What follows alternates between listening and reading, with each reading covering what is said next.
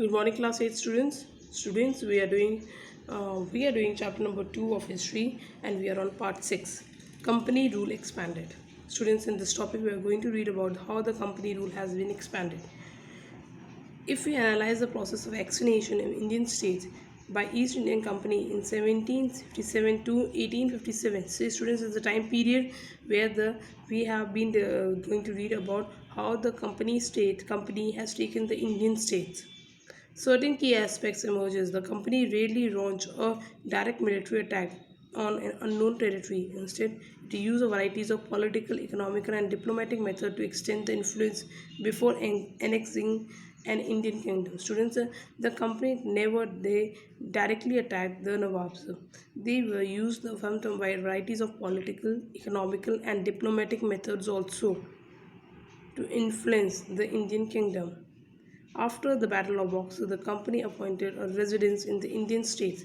They have appointed the residents of the Indian state when they were politically and commercially agents of, and their job was to serve the interest of the company. Students, they appointed a person named the residents of the Indian state. They worked as a commercial agent, and their job was to serve the best interest of the company. Means these people are going to work under the condition and under the guidelines of the British government, and whatever the British government wants them to do, they will do that.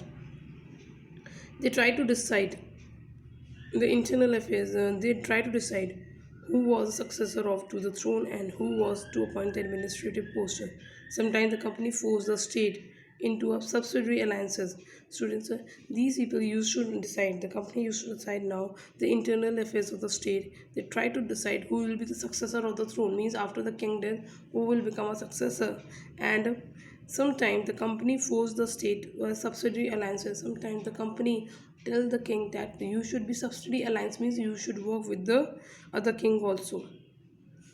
According to the term this alliances, Indian rulers were not allowed to have the independent armed force, and according to the subsidiary alliances, the Indian rulers were not having their independent armed means they cannot govern the country state independently. They were to be protected by the company, and the Indian rulers should be protected by the company.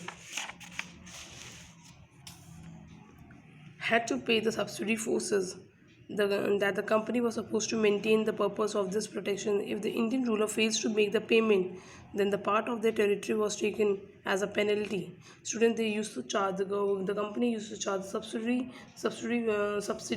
means the money for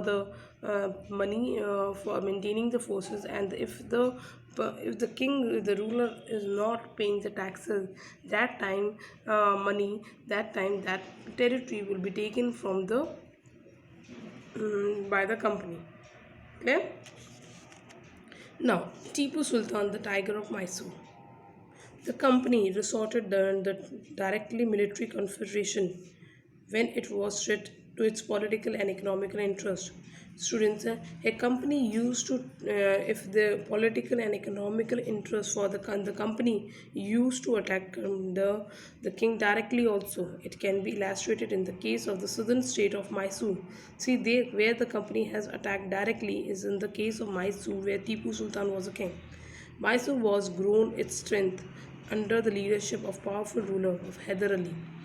Mysore was gaining the strength, was the most powerful kingdom that time, and the ruler was Hyder Ali, ruled in 1761 to 1782, and his famous son Tipu Sultan ruled from 1782 to 1799.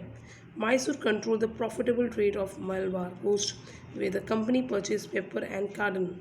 Students, here the Mysore were controlled the profitable trade. They were doing the profitable where the company used to get the pepper and cardamom.